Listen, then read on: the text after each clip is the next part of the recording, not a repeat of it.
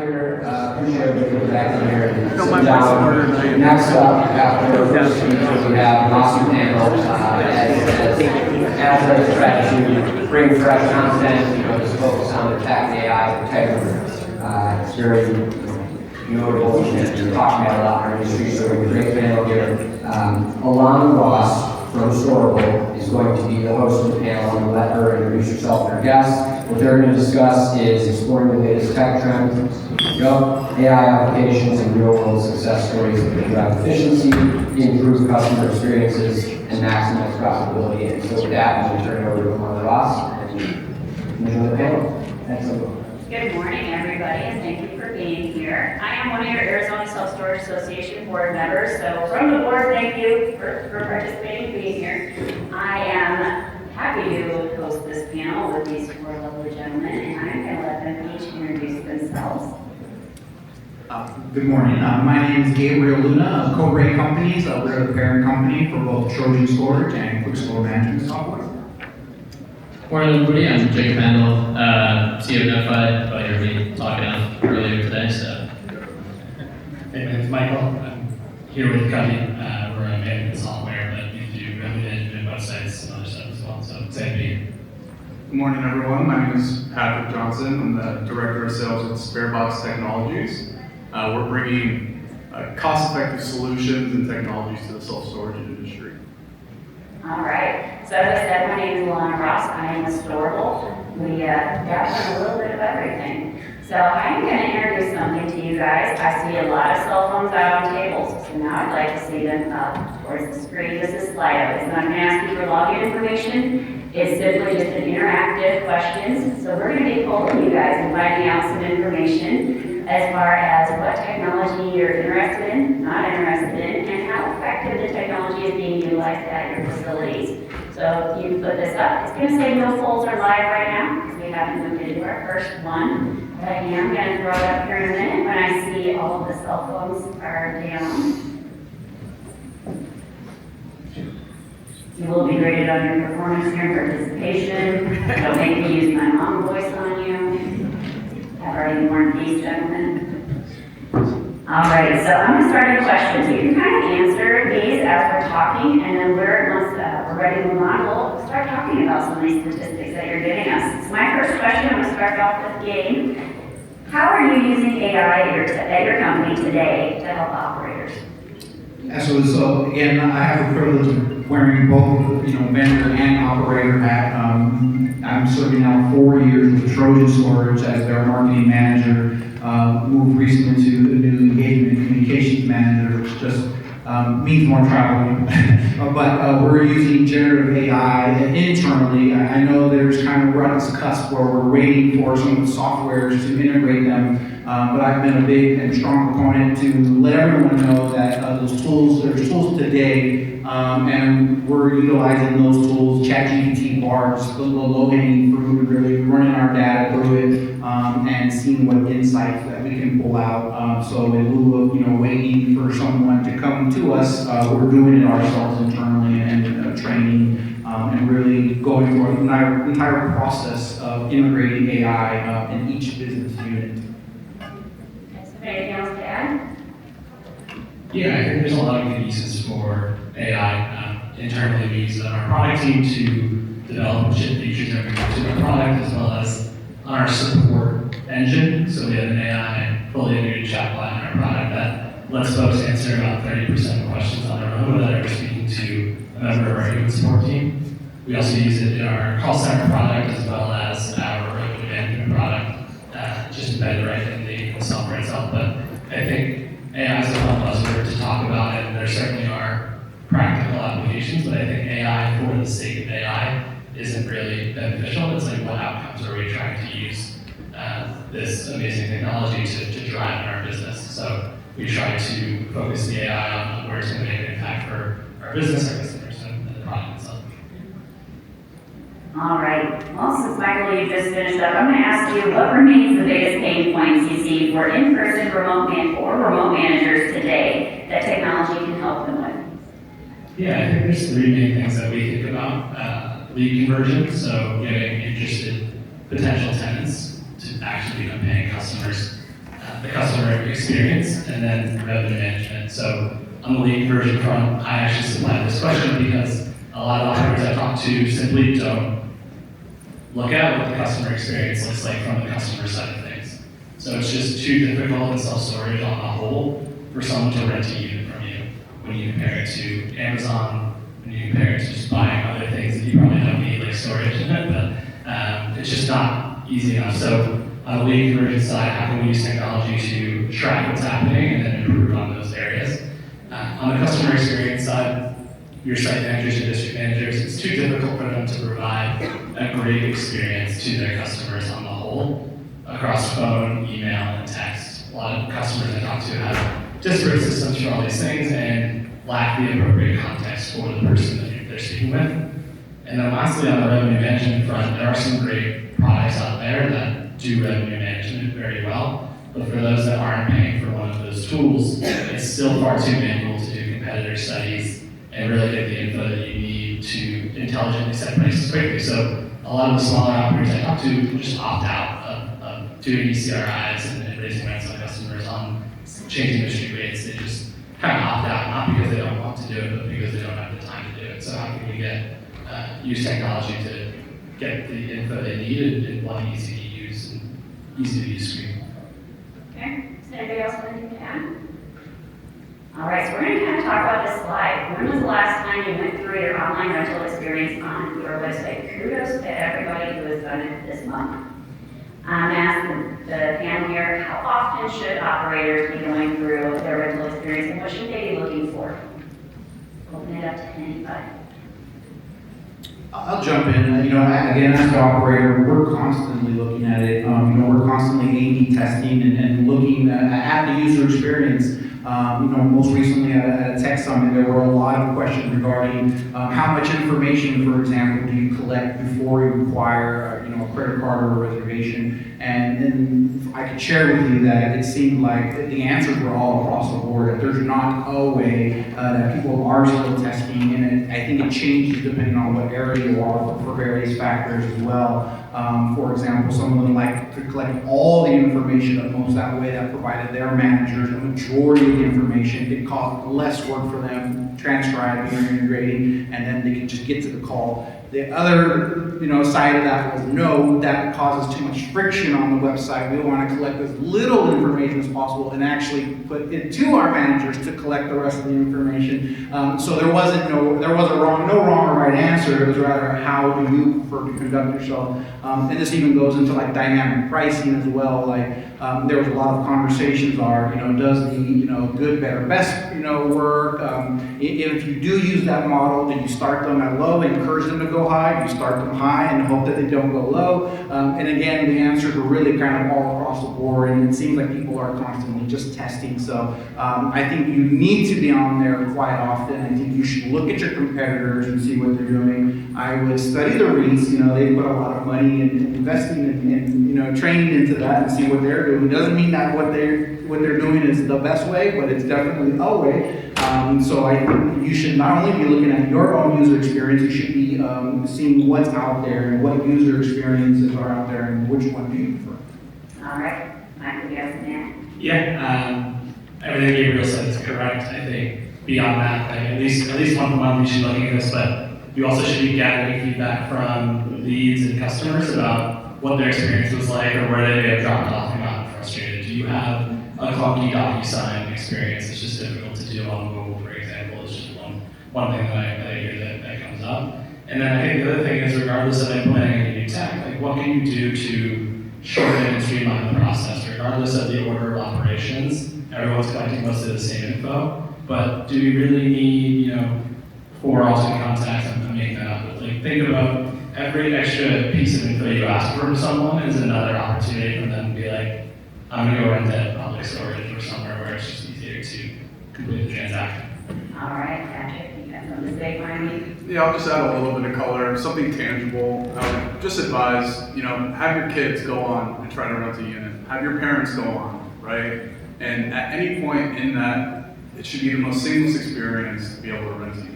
It shouldn't get hung up on any sort of screen, so adding to what the gentleman already said up here, as seamless as you can make the experience and as easy easy to rent as possible, that's going to be your highest conversion when it comes to your website. But yes, you should be checking it often, and so it's very encouraging to see half, but let's try to get that number up, yeah. Yeah, I guess one final thought is you absolutely should have some sort of online rental experience. I talked to a lot of groups that, we need to and want to meet everyone in person first for security reasons, that's fine. But allow people who at the very least submit their information online. If you're shutting off one of the three main sources, web, phone, in person, if you're shutting off one of those as an option altogether, that can't be good for your business. I will piggyback off of that, having your children and your parents or friends go through and do your rental experience is actually an eye-opening thing. If you don't have kids, I have 6, you can borrow one. I wouldn't even go through the rental experience. So we are going to put the next poll up there, and I'm going to pick on my friend at the end, Patrick. What is the technological advancement you are most excited about in self-storage in 2025? Yeah, I think it's a really good question. I'm going to take the approach of not just one. I kind of have my top 3 that I think about. The first is the up-and-coming different property management tools that are being used.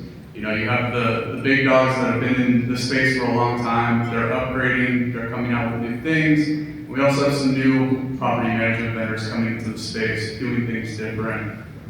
So really exciting here in 2025 with that coming out. Another thing that goes with this poll question is revenue management. So if you're not using a tool to help automate this process or use intelligence to look at your competitors, also looking at your existing customer rate increases, it's paramount that you are using something in order to keep up with your competition. So those are the first 2. The third would be, with talking with operators all the time, the efficiency at the margin. So looking at your operations, how your managers run your store, how you utilize your call center. So really leaning on your vendors in order to operate in the most efficient way possible. Those are my top 3 for 2025, and I really encourage you to really lean in on your vendors and utilize them, because as a reminder, all of us up here, we talk to hundreds of different operators in this industry, and so go to somebody you trust and ask them these different questions and see what they say, and leverage that as another tool in this space. Yeah, just add another just overall trend that is really exciting in 2025 and has been growing since I've been involved over the last several years. Is just the ecosystem, right? Patrick talked a little bit about the kind of plethora of options and technology choices that everybody has that didn't have a few years ago. So I think it's really important that your vendors are working with you, but also that your vendors are working together to integrate and simplify things for your operation. And that's something that I'm seeing definitely more and more of going into 2025. It's something that's very common in other industries and other technology ecosystems, but it's just starting to pick up in self-storage. So definitely, make sure that your vendors are working with each other as well as with you. And I think for myself, again, kind of being more MacGyver, if you would, I'm looking forward to IoT and RAP.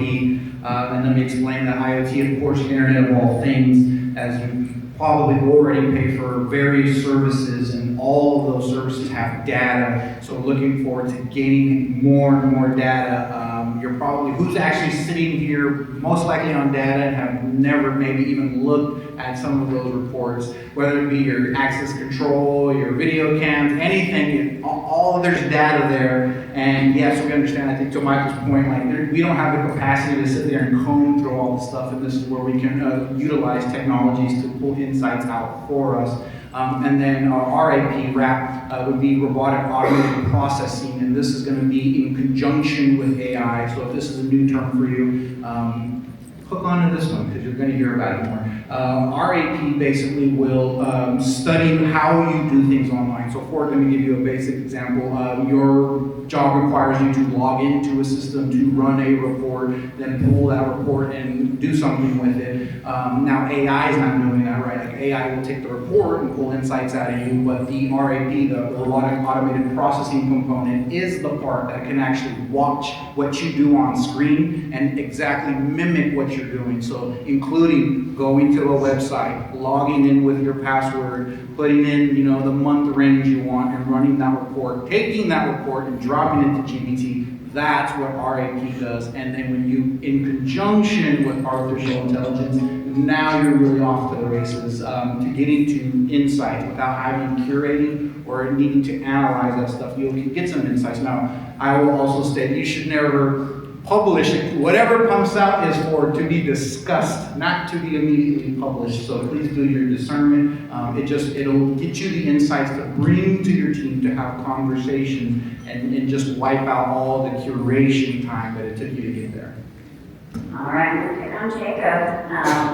I would also like to start a conversation that we had here. They talked about the vendors and talking to them. The vendor hall is going to be open right after us, so I do encourage you all to go into these vendor halls. We hope that these conversations can be furthered there. All of your handouts do have the booth numbers for all of our panelists up here, so you can continue those conversations with them. So moving on to Jacob, what should you think about when evaluating software and technology?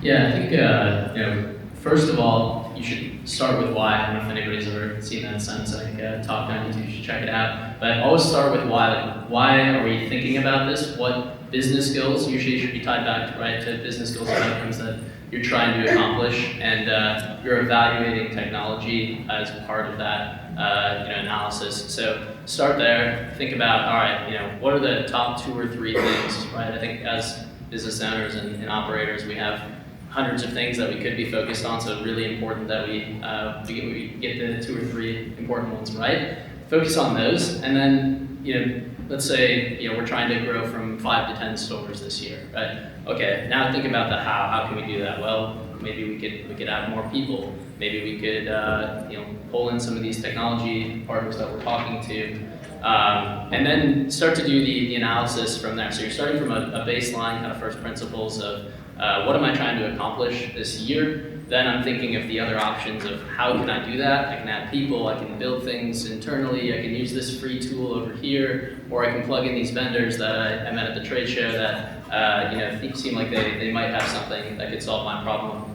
And then from there, it's like thinking about how the business criticality of this piece that you're trying to solve for. And that's how I would think about, like, should I pull in, maybe do something myself or do something for free versus like actually having an experienced vendor who understands the space and can be more of a partner with you. So if it falls into the other category, maybe I just want some, like we got the example of you're trying to grow from 5 to 10 stores, right? And maybe you're looking to do that by not hiring another district manager or another store manager. You want to do something remote. In that case, we're talking about a pretty critical function of your business that probably be pretty difficult to build something or like pull in a free tool. You want somebody who's going to partner with you to help understand, okay, how can we achieve those business outcomes together? What technology can we put in place to help you accomplish your business goals and work together on that? So those are some of the things I would say. Just starting with why, thinking about the options of how to get there, and then making the right choice for your business. Thank you for that. So we're going to discuss what's on the screen. I hope you okay. So we're going to discuss what's on the screen. What tools do you use when handling panel setting straight rates? What tools are out there, and what should people be looking at? We have a lot of competitor shops. I'm going to take that one. There's lots of companies out there. Let's drill down. There's lots of companies out there that can provide you this data in a more automatic way. So there's a few vendors in there. I won't name names up here, but there's a few vendors that can just provide you the data so that your team's not spending an hour a week filling out an Excel sheet with street rates of the facilities around you. So I think that's like the crawl approach. I think the walk approach is there are vendors that plug into your management software that absolutely will help get that information, but then also recommend new rates and do things like churn probability on existing tenant rate increases and things like that. But ultimately, the nirvana goal is to have all this information at your fingertips right in your management software, right in your system of record. So instead of having people manage 2 or 4 different systems in a non-integrated fashion, like how do we just give you all the internal and external information that you need to make intelligent, human-powered pricing decisions as quickly as possible. So. Yeah, and I would just empower people really quick. Go and talk to these vendors that are doing revenue management. It might surprise you the price points and these things that you might be spending hours per week, looking at your competitors, putting it in an Excel, where all of these things can be done, automated. So I would just empower you to have a conversation with these vendors. I promise you none of us bite. And see what they have to offer. If it doesn't work for you, it doesn't work for you, but at least you give it a shot. All right, the next poll question is up there. How quickly does your team follow up on calls or new leads? Don't worry, we won't be sharing this with Carol Mixon-Crindle. She will come hunt you down and take her shots. All right, so the next question we're going to ask, I'm going to bring it back to Patrick. What is your latest strategic technology investment, and what is your next thing? I'm on the panel as I work for Storable, and we like to buy things. Very true. So for us specifically as SpareBox technology, what we've finished is our APIs. So I think that's one thing to really look at when you're evaluating your technology stack, is the ability for the technology that you're purchasing to be able to plug and play with other technologies that you're bringing in to the fold. So that's what we've completed. I think next is coming into selling self-storage technology over the last 8 years. I've really seen the amount of data that's coming out of these different technologies and how are customers, operators using this to their benefit. So that's next on our roadmap, is how do we utilize AI and these different things with our own internal reporting on how we can advise our customers to operate better. So utilizing AI for those reporting and giving actionable insights to operators so they can actually put it into action and operate more efficiently. Yeah, for us, it's this notion of we call it a unified inbox, but kind of what we talked about before, being able to serve your customers and your leads across phone, text, and email in one central location with the context of that customer or of that lead that you need to effectively serve them. If somebody's calling you and you're asking, hi, who are you? What facility are you calling for? Are you a customer or not? And then trying to find their information, your team's already operating from kind of the back foot. So how do we, using technology, allow your team to do what they do best and shine? So, hey Jacob, I see you run Unit 101. I noticed you have a balance there. You want to use the visa ending in 0001 or something to pay your bill. Being able to provide again the level of customer service and customer experience you come to expect elsewhere. All right, so I'm going to piggyback off that question and move this to Jacob. What is the value of those that are investing in new tech and self-storage?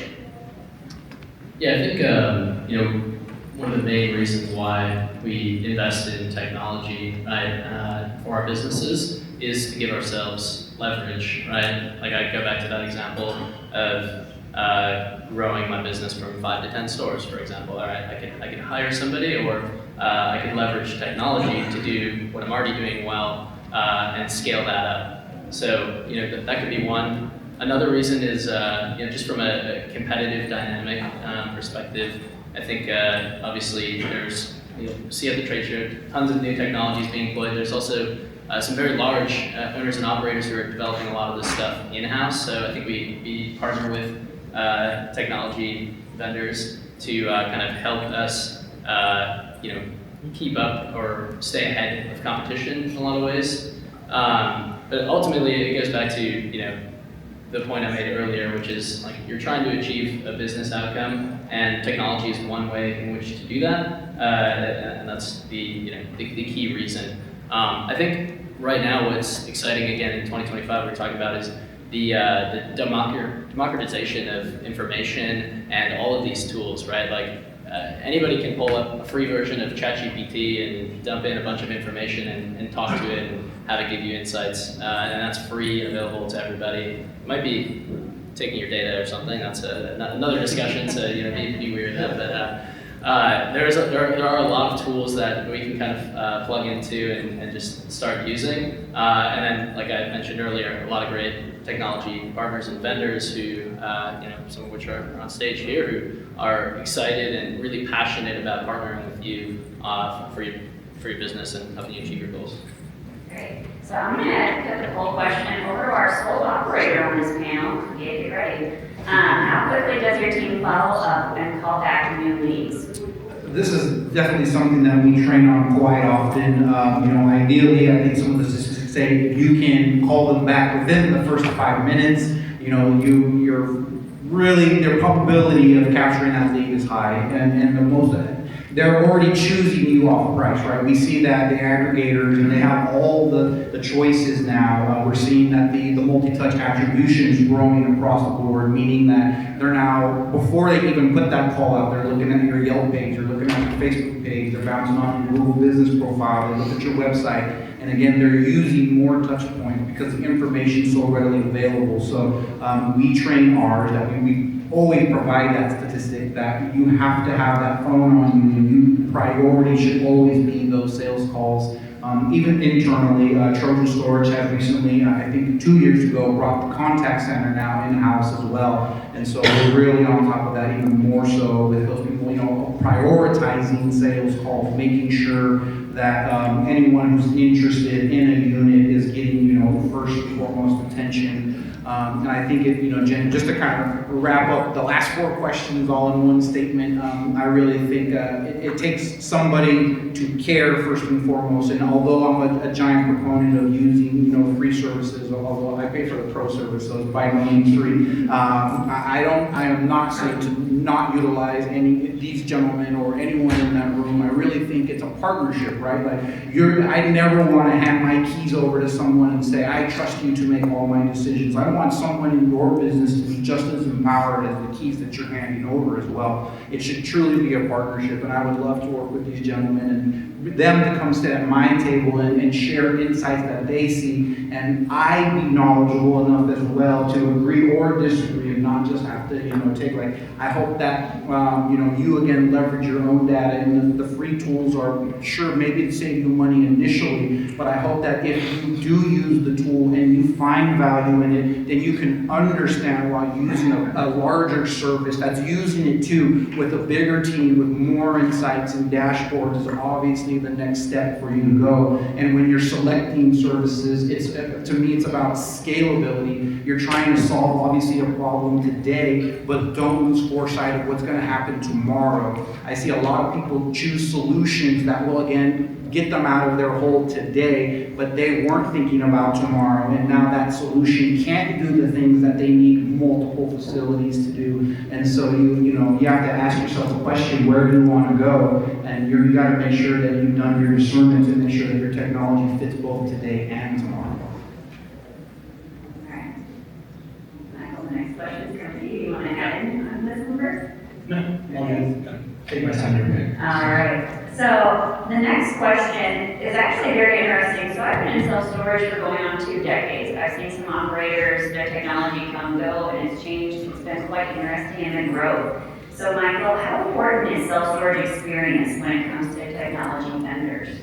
Yeah, well, this might be the most divisive question on the panel because we've got 2 operators up here, or two operators that also run technology companies, and SpareBox and Trojan / QuikStor, and then you've got 2 tech guys in the middle here, not coming from the industry.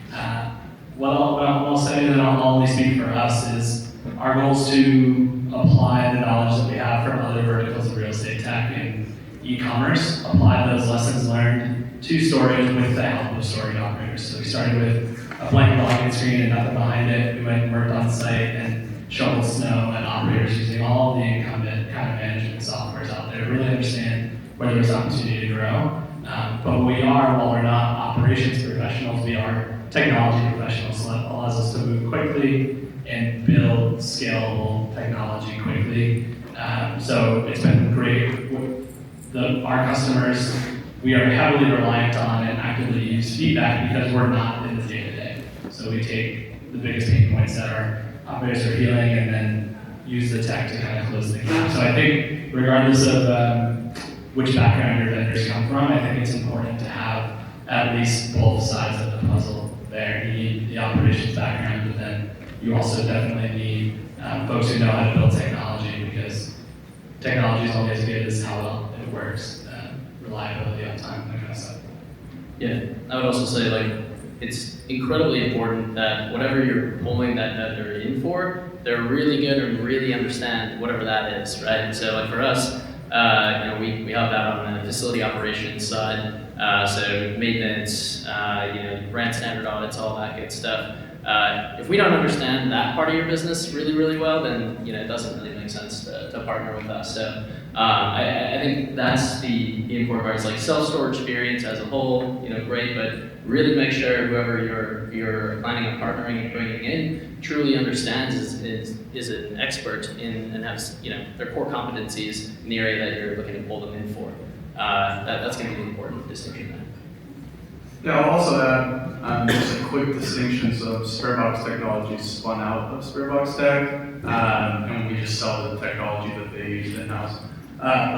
No, you're all good. But to add to that, just from the vendor side of it, I'm really big on with my customers. They trust me that I'm not always trying to sell them something, right? And so I really lean on or empower you if you trust a vendor, utilizing them to give you referrals to other companies that they work with, right? We travel all over the US going to these different shows, and so we built these relationships with other vendors, and that's one thing I really pride myself on. If I can't help you today, at least I can pass along the information to somebody that I trust that might be able to point you in the right direction. So again, really leaning in on your vendors, use them as an asset to you to get you where you need to go.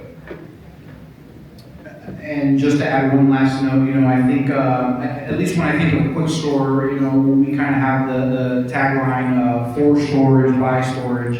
And what we mean by that is, Trojan's had, a multitude of years of operational excellence, and now we're paired with a company that also, has been in the business for a long time. And I think ultimately it's you, like you are the operational, excellence, and you're looking for a partner to be excellent with you. And so it's, again, I just go back to, it's the care and the discernment of you, like how do you run your business, and is your partner, aligned and doing the same thing, because ultimately that's what you want. You want your operational efficiency to match with their technology expertise, and that's where you're going to find the biggest benefit, and the biggest bang for your buck. All right. So what new technology are you most curious about? No shocker, storage people love the data. We knew that was going to come in number one. The second one coming in, AI. There's a lot of fear about AI, but I'm going to ask Gabe, what can I do with tech and AI today and what to consider for tomorrow and learning for you? Again, today, it's low-hanging fruit. If you're already using it, then you understand, the power of it, and so that's why when you approach, said companies, you have an understanding of its capability and what it can do. And I feel like that, just having a basis of understanding how AI works, gives you a better understanding of what, again, better next question to ask, whether it be internally to your team or to one of these gentlemen or someone in the room. And I think tomorrow is really like integrating again, like how do you get past? I think we're gonna, in these next 5 or 10 years, and I'm really talking to us, right? We're already sensing some sort of resistance to it. And I think you have to understand that it's a tool to help you. It's not here to take over, although it may feel like that. I think I would refer to, the opening speech where there's like what we hear is going to happen and then what's actually happening, and those two things don't seem to be the same. As I speak around the country on AI, and I talk to, vendors and operators such as yourself, a lot of them are fearful. They're not sure, or they don't understand, and that enough is alone to not let them want to touch it. And I feel like you have to have some understanding. I've recently had an employee within Trojan, who I've been talking to AI for quite some time, and I think he finally had that aha moment of, I get it, like this is way better than Google. And I was like, yes, you got it. And you have to have that aha moment so that you can understand. I understand now the reach of this machine, and I think this is where then you can really leverage these gentlemen here or services like it, because we know too, and we want to show you, what it can do. And you guys are sitting on, so much data and insights. Had a wonderful conversation with a couple in the corner, and them too. Again, you're paying for whether it be your locks or your management software. You have so much services you're paying for, and you're sitting on data. And I know you care because the poll just said it. So now, what do you do with it? Do you have the capacity? Do you have a team looking at it? What insights are you pulling out of it? Can you say today that you're saving money with it? I don't know, that's for you to answer. I know I can say that because I look at it all the time, and it's a hell of a job. I kind of pride myself in saying I'm doing 5 people's job at my work. Now, and it's because AI is the other 4.5 while I spin in my chair. But it's pulling out those insights. So, for example, let me share one briefly. We use Janus no-key locks on ours, and so we have a dashboard, and it has tons of data in there. So what does it mean? What does it actually tell us? I actually just ran it through, just pulled the simple report out with really no intention other than show me what you see. And what did it show me? It showed me it told me the average number across our facility in this particular month. Every single person in your facility enters and exits on an average of like 2.3 times. Okay, interesting to know. What do I do with that? It says, here's a list of the top 10 people who exceed your above average. This person has entered your facility 54 times. You might want to investigate. Yeah, you might want to know what that person's doing. Now, they're probably, they're daily, probably putting their stuff in and out. But again, it gave me a list from the corporate office. I'm not even there in whatever city that is across the nation, but it gave me a conversation. I can now call my manager and say, here's a list of 10 people that I'd like you to report back on, and say, why are they ultra exceeding this data? This is something, again, it took me 5 minutes to run and another 10-minute phone conversation, but this is the data that you're sitting on, and my question to you is, are you doing anything? And if you're not, why? So as you can see, this poll is just putting up random words that you were putting into your takeaway from it. So it's just keywords. What are you learning from this? So I'm going to end our questions with the very last one. Everybody seems to be scared of change in some way, shape, or form. So not everybody is as open to change as others. How do you discuss emerging tech with those who are fearful, and how do you help them overcome those fears? I'm going to ask the panel to work their way towards me. So Patrick, if you take that first. Yeah, so for people that have never heard this term, it might be a little weird, but I ask you, what is the best way to eat an elephant? One bite at a time, right? You can't do everything all at once. So I would really take a look at your tech stack. What are you doing now? Where do you want to go, right? Keeping the why in mind, like Jacob mentioned. And just being strategic about it. You don't have to rush these things, right? You guys are all smart operators, done this for a long time. But just start taking pieces that you think might make you more efficient, that you're interested in. Give it a try, do some A and B testing, and then from there you can start building your technology stack to ease your way in to this if you do have some reservations. Also, everybody mentions this about this awesome industry. Everybody is willing to talk to each other, give each other advice, and so if there is operators that you talk to, hear them out, hear what they use. Vendors, same thing, like I've said. Just really use your resources that you have in order to make smart decisions for your business.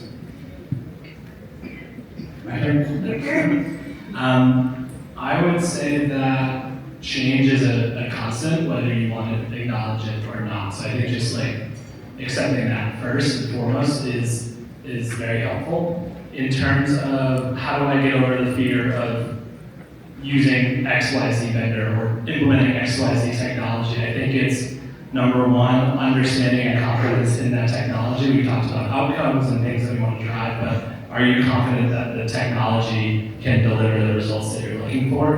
And then on the other half of it is, are you confident in the partnership that you're choosing to sign up for? Do they have a team that can execute on what you need them to do and be a true partner in your business, not just a vendor? I always joke that you pay for Cubby, you get an army of unpaid consultants, but it's like really a service mindset, and it's not to say anything about anyone specifically, but like you need to have confidence that whatever your agreed upon promises are, that they're going to be met and executed. Once you check those two boxes, it kind of becomes about the when and the how versus the should I do it or not. So I think to just mitigate fear, just like anything else, this is my first panel. To mitigate fear of the panel, I answered all the questions beforehand. So just getting ahead of what could be fearful and eliminating those things. Yeah, just kind of piggybacking on Michael there. I think fear is often, fear of the unknown. What am I getting into with this technology? And I think to mitigate that, it's really important to have a clear idea of where the technology and partner fits into your overall kind of operational plan and goals like we talked about. I know something that we've done with our clients is actually sort of put the software aspect of it aside and help our clients build out kind of an operational framework first, and find ways that maybe our company can help out within that operational framework, and then utilize that to kind of move the conversation forward. So I would challenge your vendors to provide that for you and help you understand where they fit in to your broader business goals, as well as, of course, to Gabriel's point, like you're the owner or the operator. Ultimately, you're the one making the decision at the end of the day. So you have to really understand that yourself and believe that the folks that you're going to work with can partner with you. I'm gonna take a different approach and mitigate your fear by throwing a couple more fear logs on fire. I think you can't afford to be fearful right now. I think the way the technologies are moving, how fast they're moving, your competitors are jumping on this, and if you wait and you allow your fear to keep you from understanding or looking at it or using the technology, that ship is going to be so far sailed, you are never going to catch it. Because this is how fast this technology is moving today. That's why I encourage you, maybe you're not ready to take on a full vendor, that's okay. That's why I encourage you to go touch the free tool so that you can at least start to understand. You yourself need to have that aha moment so that the longer you wait, the further behind you're going to be attempting to catch your competitors. And that's why you might really want to consider actually having a conversation with these gentlemen on stage or businesses alike so that you can start to understand, because it takes someone that cares in your company, that understands this landscape. The further resistant you are, the more you're going to have to play catch up.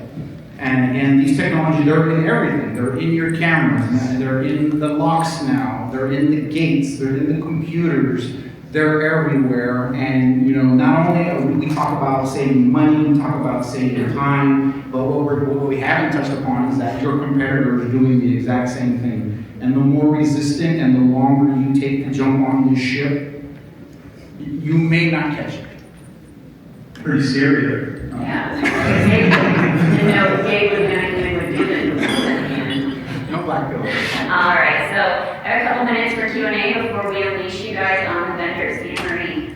Yes, I'd like to start by saying thank you to Gabriel Luna, because 2 years ago he challenged me to embrace AI and use it, and because of Gabriel, I now have 2 assistants, Chat and Jem, and they are with me every day. And it's very helpful, actually, very, very helpful. So thank you, Gabriel. And I would love to put a panel to weigh in, you too, Alonna, on working with your vendors effectively. I've done a lot of things in the industry. I've worn the operator hat and the association hat and the vendor hat, and got the operator hat back on. And we need the expertise of vendors because there's too much for us to know. And knowing which questions are the critical ones to ask often gets us in trouble because we don't understand Google Analytics, we don't understand the new analytics, we don't understand a variety of things that really can cause problems. I mean, just how to pay for Brevdeh when you got only a couple of cities. That's another one that I'm struggling with. So weigh in on any of that, please, guys. So I'll start it. I'll say no question is a dumb question. Ask your vendors. A lot of times it's easier for us to help walk you through something than it is for us to help undo something that you have done. So always ask your vendors a question. If you have it, they're more than willing to help you. We have support. We're there to help you. Lean on us. If you even have support questions, as silly as you think they may be, if your vendor is here, ask them. Find your answers. They're here. They're right at your fingertips. So ask them questions. If you don't like them, be nice about it. But go ask them questions.